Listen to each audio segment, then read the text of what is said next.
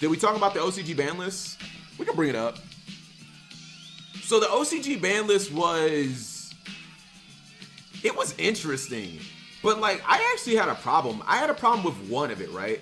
I feel like everybody focused on one thing. And here, maybe let me see if we can find it, right? I'm pretty sure Kit Kalos is the pitcher. Let's see, previous OCG, blah blah blah blah blah.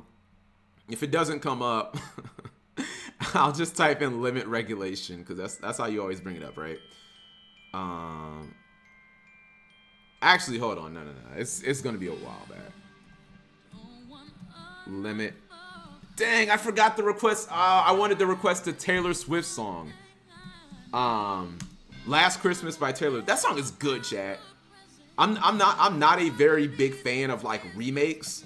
Okay, that's what I thought. I was like, I think it's Kit Kalos. I'm not a very big fan of like remakes or covers or whatever, but Taylor Swift's Last Christmas is good.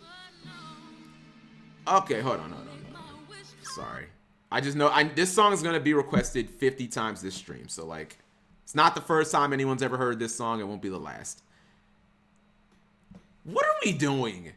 We're banning a barrier stat. Like, why? First off, how is Fluunderies a problem? No one has actually, like, explained to me that. I can explain to you, and by the way, for anyone saying, well, Cap, how is 41 a problem? I can explain how 41's a problem. You know what I mean? And even if you try to make the same argument of, oh, Cap, this is a floodgate, it's searchable, it's like, but Fluunder doesn't have the competitive results to like warrant it being hit by the FNL list 3 times? For those of you who don't know, chat, Map is at 1 in the OCG, and I think Advent is at 1 as well. Hold on, maybe I might be wrong on that. Don't quote me, but Map is definitely at 1. Is this Master Duel? I don't know. Apparently fucking Master Duel is like affecting the TCG now instead of the other way around. I think it's called Advent, right? Is it called Advent? What's the name of the Fluunderies card, chat?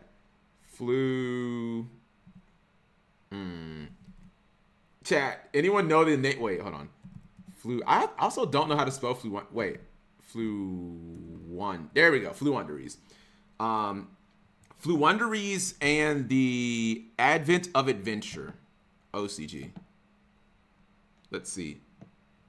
Is it hit? Oh, no, it's not hit. I'm trolling. My bad. Okay, so the only card... Okay, my bad. I thought that Map was at 1, and I thought this card was at... I thought this card was under 1. All right, I'm mistaken. Anyways, I still stand by my point. I don't think Fluunderies in the OCG chat has represented itself in a way where it deserves multiple hits. Because, like, we all know why this deck got hit, right? Or why this card got hit. But, like, someone just explained to me that, right? Like, chat, should you actually have to be a significant part of the metagame to warrant getting hit on the FNL list? Because my understanding is, like, tier was just, was tier 0. And then the decks that were coming after that was, like, Kashtira, and then, I don't know, like Labyrinth and just random stuff. But it wasn't like, oh, the second best deck is like definitively Fluunderies. Like, no one was even really playing like a ton of Fluunder because Map was at 1. You know what I mean? Hi, Ace Trainer Wolfie. How are you doing tonight? My floodgates and locks are toxic for the game.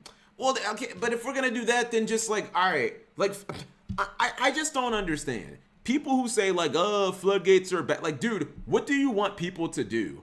Like, what do you want them to do then? How am I supposed to stop your tier 0, like, tier deck? Like, seriously, someone explain to me how I'm supposed to stop your tier deck. Like, I am all open for, like, my ears are open. And before that, how was I supposed to stop your Sprite deck?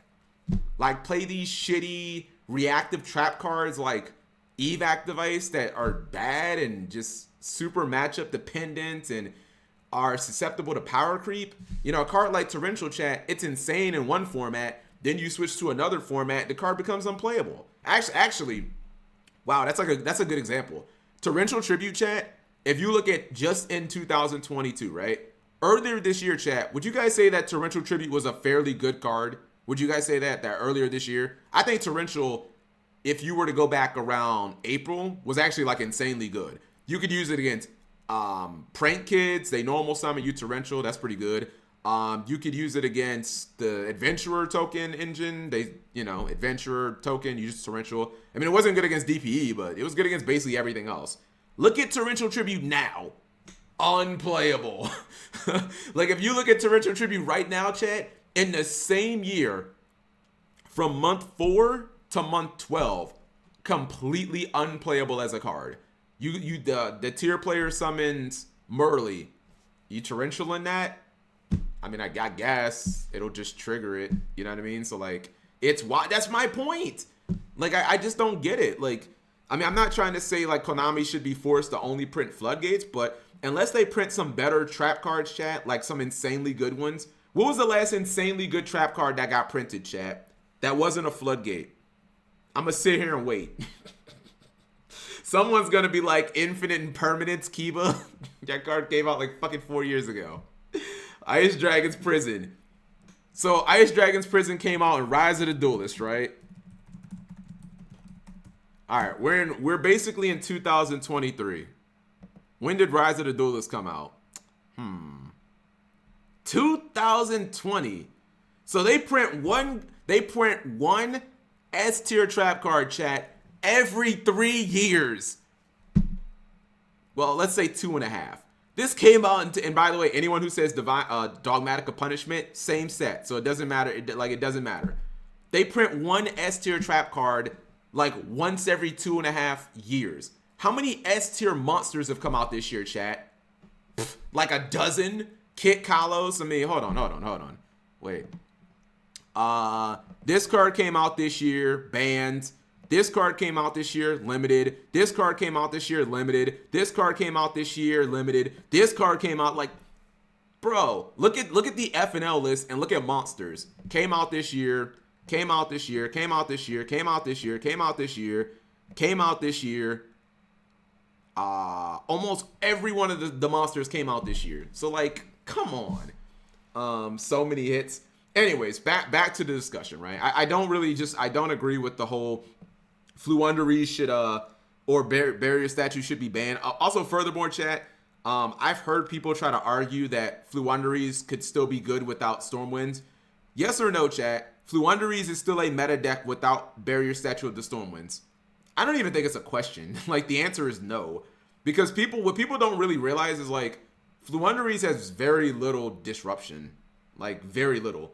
Yes, no. The answer is like no. That deck is like trash without Stormwinds. Cause what is your disruption? It's like literally just Ryza, I guess. Maybe Apex Avion. Like every deck can just play through a negate. You know what I mean? If you're like, oh well, I'll just Apex Avion them. Like what deck isn't pushing through one negate? Like every deck can do that. You know what I mean? Imp Control. I mean, unless they summon monsters in defense mode, I guess. Stop frame duelist. Cap doesn't. No, I don't play Master Duel because it's not real Yu-Gi-Oh. Because in Master Duel, if you win the die roll, you win even harder than you win in already regular Yu-Gi-Oh. So all right, I'm gonna get off my soapbox about Barrier Statue of the Stormwinds, and I don't even care about Fluunder, chat. I don't like, like, did Tier Element Kit Kalos deserve it? Yeah, she earned it because her deck was tier 0 for like multiple formats. So when a deck is that strong for multiple formats, chat, it does, like, you don't even have to ask yourself like, are these cards broken? At that point, you kind of just go. I can't even remember a deck that did that, by the way. That was tier 0, like, after getting hit on the FNL list. I was going to say you go Teledad on it, but, like, it just doesn't matter. You take out all reason and you just basically put everything in the deck at 1. You know what I mean? You, like, try to nerf it into the ground so hard that, like, the players can't even play. That's why I'm like, yo, they should have put, like, Planet at 1 as well. Not this Planet, though. Performances and Pals? No. After that deck got hit, I mean, Spiral for... I don't think Spiral... I don't know. I got to look that up. As Shizu was the problem. Anyways, when you look at the limited... So this card got errated. That's cool. I can understand Fenrir getting limited, chat. Because this card is, like, stupid. Especially in the OCG when it directly chains to the card. So it's, like, infinitely better. But did Unicorn need to get limited? This is one where I'm like... Huh? Are you guys actually just trying to kill Kashtira now? Because if you look at this, 1 Kashtira hit, 2 Kashtira hits, and their Rhoda got hit too. Like that just I don't know. That seems excessive to me for a deck that was like this. Like that just seems excessive. I mean, card like really this card like just came out. Like I don't know. No, that's just an OCG hit. Can we use Dragoon and Master Duel? Awesome. Dragoon is unlimited. No, it's not. Dragoon's still banned. What are you guys talking about? Unless you guys are talking about a different Dragoon. Red Eyes Dart Dragoon is banned. It's legal in the TCG because no one plays it. Branded Fusion got limited as well, which is... I don't know. I just didn't see that. Like, this card's crazy, but that seems a little harsh. They got cards back from that we have in the TCG chat. Change of Heart. Nobody really plays it that much. Telenite Ptolemaeus. And then one more, Steam the Cloak. People were kind of, geeked up about Steam and how it could be played in Tier Elements, but then nobody played it, so, it is what it is. Swap Frog. I mean, Toad's banned, so, like, what are they doing with Swap Frog at all? Let's see. Galatea, which I believe people say Orcus is playable now in the OCG. I hate to say this. I feel like this deck should just be like this deck should just get a lifetime ban. Press 1 if you guys actually think that there are certain Yu-Gi-Oh decks that objectively deserve lifetime bans. And I'm gonna be honest. I think Sky Striker is like one of the 2 or 3 examples in all of Yu-Gi-Oh history that has like earned it. Seriously, like Sky Striker fans, you don't get to be happy anymore. If you want to be happy, go back in time or play TOS format. But like, no, this archetype, you no longer get to exist. And I've never said that before, but like, no, you don't have the right to exist anymore. I don't know why any of the adventurer stuff is like still hit when they took out Griffin Rider. So like, what do you even do with what are you doing with Brave Token if there's no more Griffin Rider? This is cool. This is probably one of the most interesting things on the list, chat. Infernity Launcher to 2. This archetype has not been power crept. I don't care what anyone says. You can argue that Nibiru, I don't care. There's no possible way to power creep Infernity because the only restriction to Infernity is how many monster zones they can have. There's literally no hard once per turns on any of the cards, and they can basically just activate their cards unlimitedly. This is one of the few archetypes in Yu-Gi-Oh! Chat that is only restricted by A, the number of monster zones they have, and B, the number of cards in the extra deck. Because they can basically make anything that's not a fusion. They can make like almost any XC, they can make any link unless it requires like very specific things. They can make synchros. Like this deck can basically just do anything. This one's interesting. Foolish Burial Goods. So I think someone was questioning this, and I looked at this chat, and here's a question. Is this card gonna get limited? Because I think the answer is yes. So here, some people think like, oh, where'd this come? I think this is like future card design.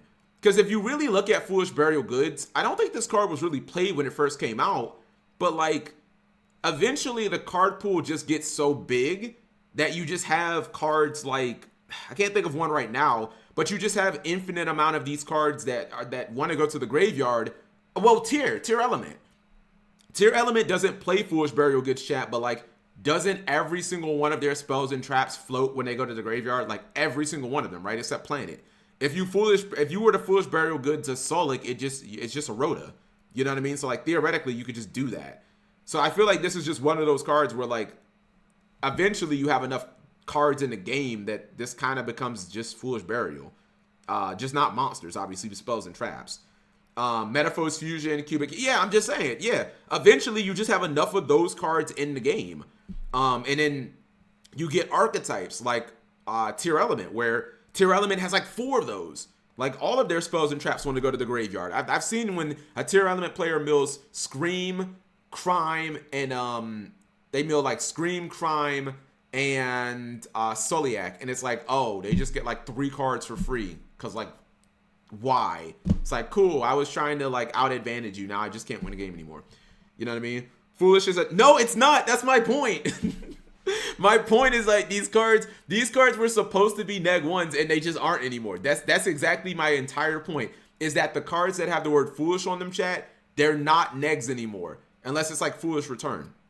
Foolish Burial Goods is not a neg because the decks that play Foolish Burial Goods are like Fluffles, where it's like send Toy Vendor to the graveyard, activate effect. Like decks, regular decks will not play this. Only decks that have exploitable cards with it will play it. So like that number is not going to go down. It's only going to go up. So that's kind of like a future card design thing. Yeah, Rainbow Bridge. The freaking Crystal Beast players. They'll play it with Rainbow Bridge and they'll just search Necro Valley. Like it's never a neg one. No one plays it as a neg one anymore. And then Unlimits, which people don't really care about. Water Enchantress. We already talked about that. I gotta make this video about how this deck flopped into TCG. My beloved Eldelixir of Sanguine. God, Eldelixir needs so much to become playable, chat. We need like no Bestials, no Shufflebacks, and no Runic. Because Runic just kills Eldritch too.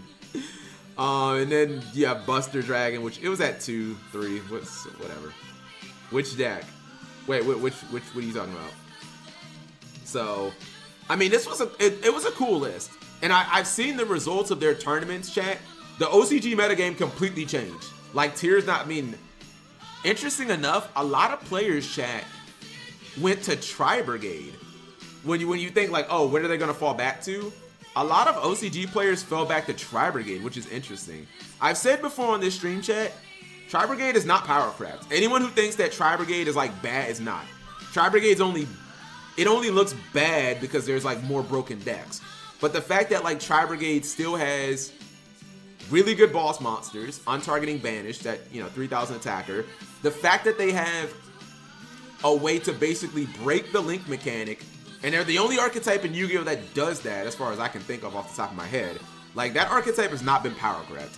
It's just not super great right now, but they are